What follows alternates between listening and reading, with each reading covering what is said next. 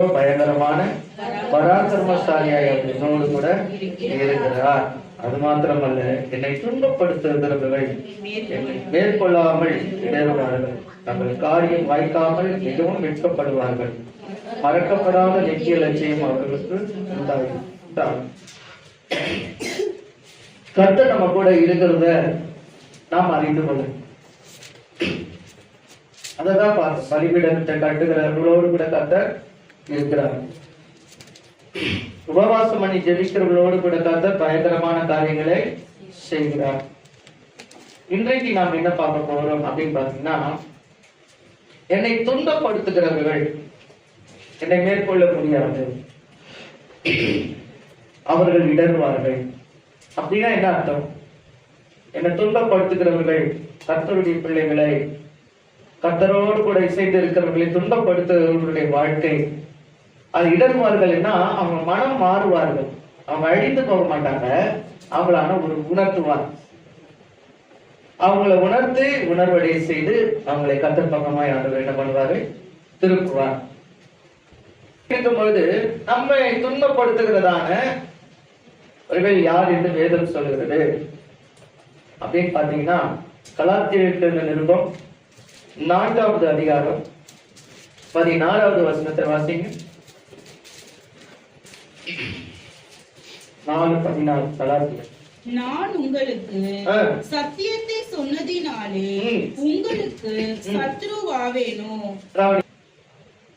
ஜெபிமா காலைல எழுந்து சொல்லுவோம், கர்த்தரை தேடுங்கம்மா அப்படின்னு சொல்றோம், ஆண்டவருடைய வார்த்தைப்படி சாட்சியை வாழுங்கன்னு சொல்றோம்.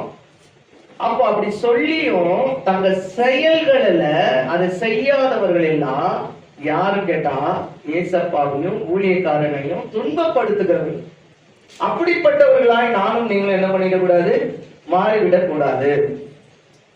புரிஞ்சுக்கிறாங்க. ஏன் புரிஞ்சுக்கணும்? அவங்க சொன்ன ஒரு வார்த்தை, நான் சர்ச்சைக்கு வருவேன்னு சொன்னாங்க. அப்போ அதை அவங்களால என்ன பண்ண முடியல? செயல்படுத்த முடியல. சபைக்கு வர்றதுனால எனக்கு பிரயோஜனம் இல்லை, அவனுக்கு தாமா பிரயோஜனம்னு சொல்லி அவங்களுக்கு தெரியல. அல்லேலூயா. சபைக்கு வந்தனா ஆத்துமா வாழும். ஆத்துமா வாழ்வது போல் நீ எல்லாவற்றிலும் வந்து எப்படி இருப்ப? இந்த வேதாகமத்துல இருந்தது, இந்த உலகத்திலேயே இருக்கு, உலக ஜனங்கள்கிட்டையும் இருக்கு. ஆண்டவருடைய வார்த்தையின்படி போய் சொன்னோம் அப்படின்னா அவங்க அந்த வார்த்தை என்ன பண்றதில்ல, அவர்கள் ஏற்றுக்கொள்கிறது அல்ல. ஒரு சகோதரி வந்தாங்க, உடல்நிலை சரியில்லைன்னு வந்தாங்க, அவங்களுக்கு ஜெபிச்சோம், ஆண்டவர் அவங்களுக்கு சுகம் கொடுத்தாரு. ஆனா சபைக்கு வரல. சத்தியம் தெரியும், ரட்சிக்கப்பட்டவர்கள், ஞானஸ்தானம் எடுத்தவர்கள். அப்போ அவங்களுக்கு எது இந்த சத்தியத்தை சொல்லுறதுனால நான் அவங்களுக்கு எப்படி ஆயிடுறேன்? சத்ருவாய் போல காணப்படுகிறேன். இவர்கள் எல்லாம் உணர்வு அடையணும்னு சொல்லிதான் ஆண்டவர் என்ன பண்றாரு? இன்னும் பொறுமையா இருக்கிறாரு. பொறுமையா இருக்கிறதுக்கு காரணம் இவர்கள் மாத்திரம் இல்ல, அறிந்தவர்களும். அப்ப பைபிள்ல பாத்தீங்கன்னா யாரு துன்பப்படுத்தினான்னு பாத்தீங்கன்னா அறியாதவர்கள் இல்ல, அறிஞ்சவங்க தான். ஏன்னா இஸ்ரவேல் ஜனங்களுக்கு ஆண்டவர் என்ன பண்ணாரு? தேவனுடைய 10 கட்டளைகள்ல முதல் 5 கட்டளைகள் தேவனுக்குரியது. என்ன சொல்றாங்க? வாசிமா. அப்பொழுது ஜனங்கள் எல்லோரும் ஏக சத்தமாய் கர்த்தர் அருளின எல்லா வார்த்தைகளின்படியும், கர்த்தர் சொன்ன எல்லா வார்த்தைகளின்படியும் செய்வோம் என்று பிரதியுத்தரம் சொன்னார்கள். ஆண்டவர் சொன்னதெல்லாம் நாங்க செய்வோம். அறிக்கை பண்றாங்க. ஆண்டவர் தான் மெய்யான தேவன். இந்த நாட்கள் சில என்ன ஆயிடுது? இவங்களெல்லாம் பார்த்தோம்னா நாம என்ன பண்ண வேண்டியது? ஆட்டோமேட்டிக்கா அதோட இணைந்து போயிடும். இல்லைங்க, நான் ஆண்டவர் அப்படிப்பட்டவர் அல்ல. இதனால ஆண்டவரை வேதனைப்படுத்துறேன், ஆண்டவரை வேதனைப்படுத்துறேன். இப்படிப்பட்ட காரியங்களை செய்ய செய்ய செய்ய செய்ய எதையே அறியாம நீங்க என்ன பண்றீங்க? உங்களே அறியாம என்ன பண்றீங்க? அது என்ன அனுபவம்னா, நீ ஆண்டவரை மறந்துட்டேன்னு அர்த்தம். இவ்வளவு பண்ணின, இப்ப என் மாமனாருக்கு போய் எல்லாம் பண்ண, ஏன் அழியல? என் ஆண்டவர் எனக்கு கொடுத்த வாக்கு தந்தத்தை என்ன பண்றாரு?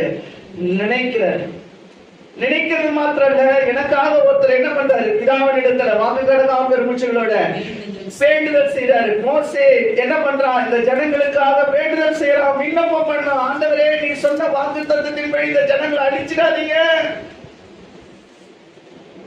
அதனாலதான் அழியாம இருக்கிறேன். நீங்க அழியாம இருக்கீங்க. அவருடைய வார்த்தை நமக்கு என்ன பண்ணுச்சு? கொடுக்கப்பட்டது. ஆண்டவர் ஒரு வார்த்தை சொன்னான்னு வச்சுங்களேன், அதை அப்படியே நிறைவேற்றுவாருங்க. அவருடைய வார்த்தை நம்மளை அழிக்கிறது. நம்ம வாழ்க்கையில வருகிற குறைவுகள் இருந்து நம்மள என்ன பண்ணுது? உணர்வடைய செய்யும். ஜனங்க அந்த வார்த்தையை கேட்டு என்ன பண்ணாங்க? அந்த வார்த்தையை கேட்ட உடனே, ஐயோ, எனக்கு ஆண்டவர் சொன்ன இந்த வார்த்தையை நான் மறந்துட்டேனே, நான் எந்த இடத்துல இருந்தேன்? அடிமைத்தனத்துல இருந்தேன். எனக்கு எப்போ வார்த்தைய நினைக்கும் போதுதான் உணர்வு வரும். அல்லேலூயா. அப்ப அந்த வார்த்தை என்ன பண்ணாங்க? அவங்க நினைச்சாங்க. அதான் அழிவுல இருந்து பாதுகாப்பு. நமக்கு கொடுத்த வாக்குத்தத்தம் என்ன? நான் பாலுத்தை ஓடுகிறேன், ஆனால்